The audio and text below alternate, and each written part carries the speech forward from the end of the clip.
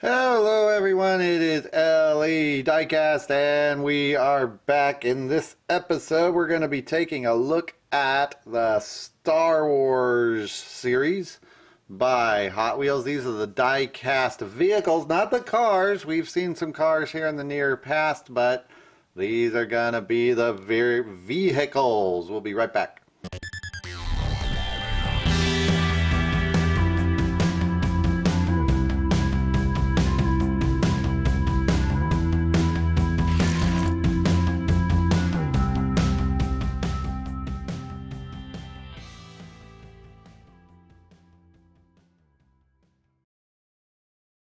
And we're back, and so we're going to take a look at these Star Wars vehicles. Here is the Y-Wing. Now, I don't know a ton about these, to tell you the truth. On the back, it shows us the other ones. We've got all of those, so we'll take a look at them. As far as I know, there are 5 in this series, and, well, all 5 of them I have, but I don't know if there is more coming. I would assume there are, just judging by the choices of the vehicles in this first 5 set. There's some kind of odd choices, and so I'm assuming they're going to round this out with some of the more obvious choices. But yeah, let's go ahead and take a look.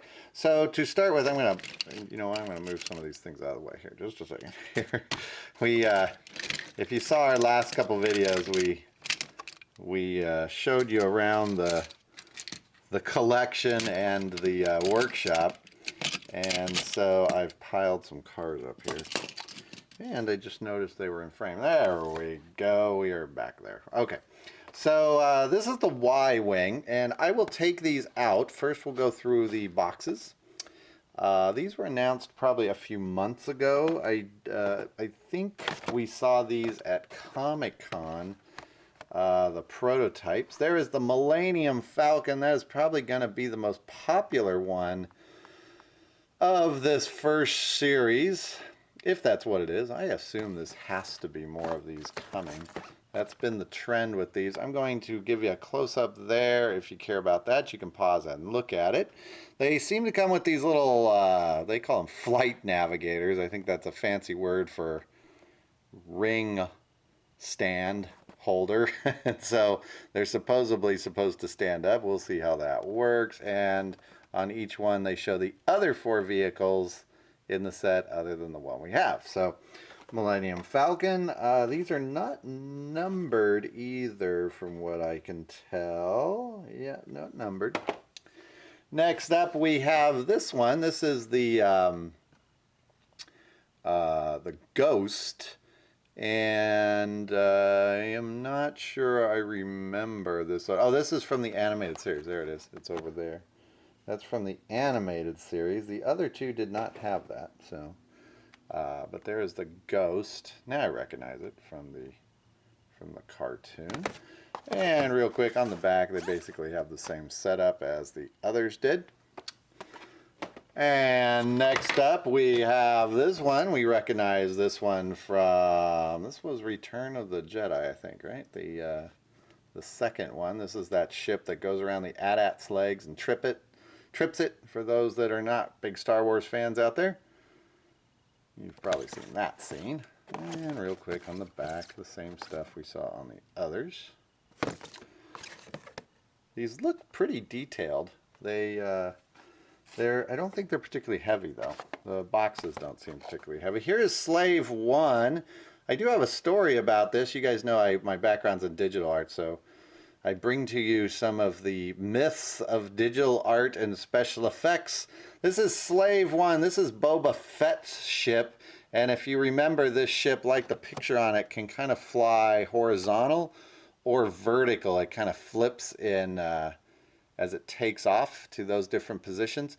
This was actually, if you go by the original design, modeled after a street lamp. And this is the street lamp that was out in front of LucasArts Studio.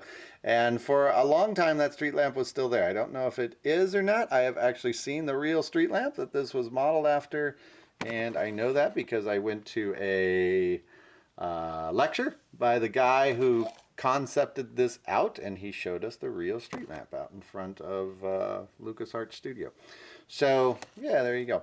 we'll take a look at that too. So those are the 5 that are in this first series. I'll be back in a second. Oh, by the way, we got a treasure hunt, but that's not what you're watching about that. That one got mixed in. Our studio's a little cramped right now. So I'll be back in a second. We'll open these up. Okay, we are back. So here's Slave 1, that same ship we were just looking at, and it does have this little holder. I'll take back what I said. This one is actually rather heavy. It's much heavier than the average Hot Wheel. So if you're wondering how heavy this whole thing is, it's about as heavy as the heaviest of Hot Wheels. Also, just for size comparison, there's the size. So they're about the same length as a Hot Wheel. They do have these, they call them navigators. I'm not so sure I would go that far. I guess you're supposed to kind of wear these around your finger. They are also, as you'd expect, made for very teeny little fingers. I'm not sure I'm doing that right, but is it this way? Yeah, that way works better. We'll do it that way.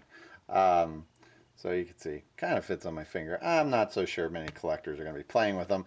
It also doubles as a stand. This one does have these little wings. I'm going to take it off the stand.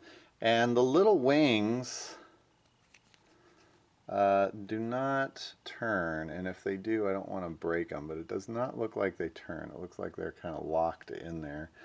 Other than that, it doesn't do anything. The Slave 1, when it takes off, goes like this, and then it goes like that. No, it doesn't. It goes like this, and it goes like that, and it flies around, and the dude sits in here, and you can see his guns would shoot out this way. So that's the Slave 1, and there's that, if you look at it, and you stare at it for a second, imagine that is the bottom of a street light. That's what it is. See, the pole would be right here, and the light's down below. And Boba Fett's the guy that captured Han Solo and entombed him, or bought his carbonite,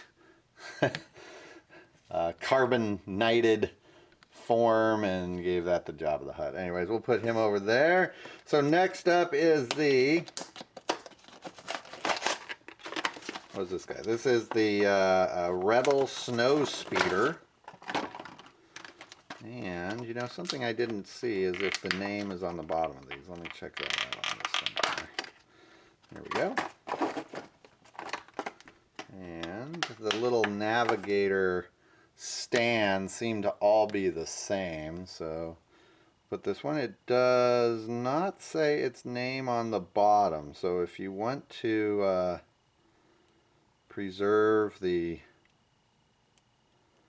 integrity of your ship and know its name in the future, you'll have to keep it in the box or keep the box with it. So there is our Rebel Snow Speeder.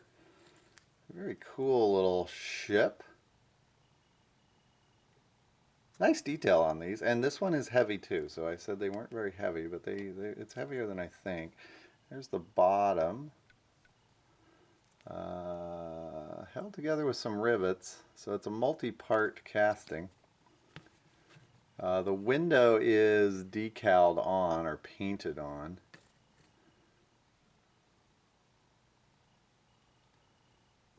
I think I'm looking at it, yeah, it is. It's got a little numbers on it. So very cool little casting. We'll put him back over there.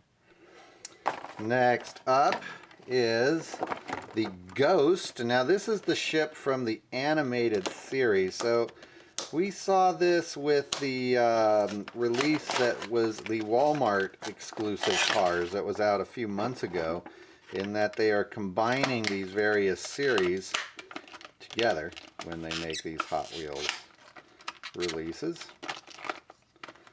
And, by the way, the little stand, it's directional, so it'll only plug in one way. And I guess they do that to make it so you know which way is facing forward. Here is the Ghost. That is the front of the ship there. There you go. It's got some guns on top, some jets on the back. Bottom does not have the name. It does have what looks to be like a number on the bottom. So that is the Ghost. We'll put him back there. Next is the Y-Wing, and the Y-Wing showed up in the first 3 movies, or the second 3 movies, depending on how you want to count them, but for people my age, we'll call it the first 3 movies. By the way, I am not a huge fan of what ended up being the 3 last released movies. They did not do much for me. Sorry kids, but I'm not a real big fan of the Phantom Menace onward. There is the Y-Wing. Real nice. This one has some see-through pieces there on the back. I don't know if those are showing up in the video, but the back tubes are see-through. If I remember right, in the movie, they did not have like a plastic covering on them. I think they just had those long bars there. There is the front. Very nice. We'll put that guy over there.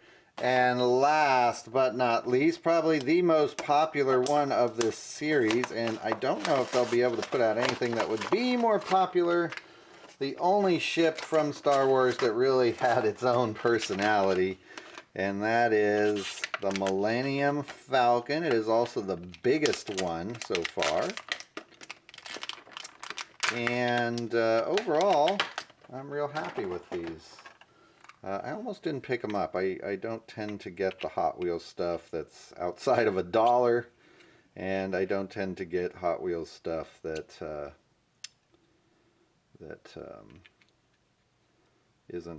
doesn't have wheels. But there is the Millennium Falcon. Very nice.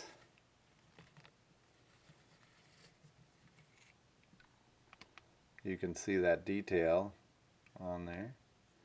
The little radar dish does move. I don't want to move it too much, but it does rotate.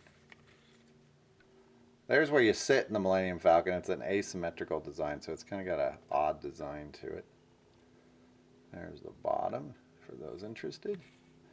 We'll park him there. All right, so we're going to have some fun in front of the screen with these guys real quick. I'll be back in a second. We'll wrap up this little review.